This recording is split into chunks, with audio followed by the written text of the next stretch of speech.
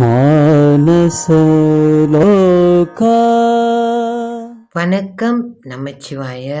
சில நாட்களுக்கு முன்பு ஒரு நண்பரோடு பேசிகிட்டு இருக்கும்போது அவர் என்ன சொல்லிட்டு இருந்தாருன்னா, நம்ம என்ன செய்கிறோம், எப்படி இருக்கிறோம், என்ன பண்ணுறோம், என்ன கொடுத்துட்டு போகிறோம். கொஞ்சம் ஆழமாக சிந்திச்சுட்டு தான் இருந்தேன். ஏன்னா என்னோடய சிந்தனை என்னன்னா, வந்தமா வாழ்ந்தமா செத்தமா நீ இருக்கக்கூடாது, ஏதாவது ஒன்று கொடுக்கணும் இந்த பூமியில் வாழ்ந்ததுக்கு.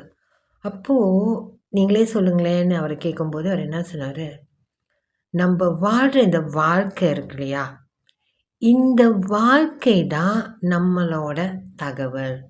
சொற்களை பற்றி சொல்லலை. நம்ம நூல் எழுத போகிறோமா, இது பண்ண போகிறோமா, உபதேசங்களா, அதை பற்றிலாம் அவர் சொல்ல, நம்ம வாழ்க்கையே அவர் சொல்கிறாரு.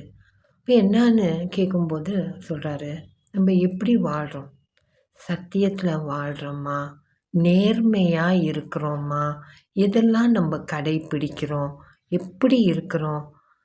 நம்ம நினைக்கிறோம் நம்மளை யாருமே கவனிக்கலன்னு. இந்த உலகம் எப்போவுமே ஒருத்தர் கவனித்து கொண்டே தான் இருக்குது. நமக்கு தெரியாது.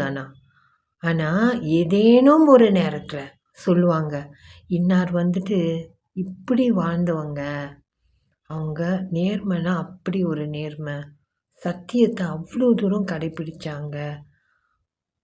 அதுதாங்க நம்ம விட்டுட்டு போகிற ஒரு தகவல், நம்ம வாழ்க்கை. ஒரு காலத்தில் குழந்தைங்கள நிறையா வழி நடத்திக்கிட்டு இருந்த ஒரு காலம். அதுங்க சொல்கிறது கேட்கவே கேட்காது. ஒன்று சொன்னால் வேற ஒன்று செய்யும்.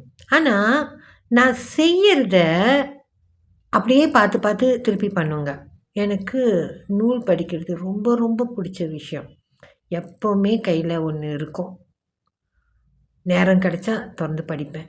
அந்த மாதிரி இந்த குழந்தைங்க நம்மளை சுற்றி நூல்கள் இருக்கும்.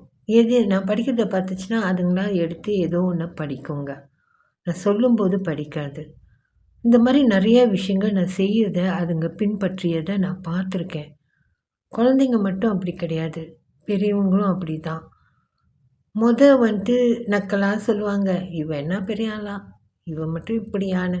ஆனால் கொஞ்ச காலத்துக்கு பிறகு நம்ம வாழ்கிற வாழ்க்கை அவங்கள ஈர்க்கும். அவங்களும் அப்படி வாழணும்னு நினைப்பாங்க. அந்த ஒரு நிலைக்கு நம்ம உயர்ந்தோமானால் மாற்றங்கள் சிறப்பாகவே நடக்கும். அதை நோக்கி நம்ம பயணிப்போம். நம் வாழ்க்கையே நம்ம இந்த உலகத்துக்கு கொடுக்கும் தகவலாக மாறணும். அதுக்கு உங்கள் அனைவரையும் வாழ்த்துகிறேன். நன்றி.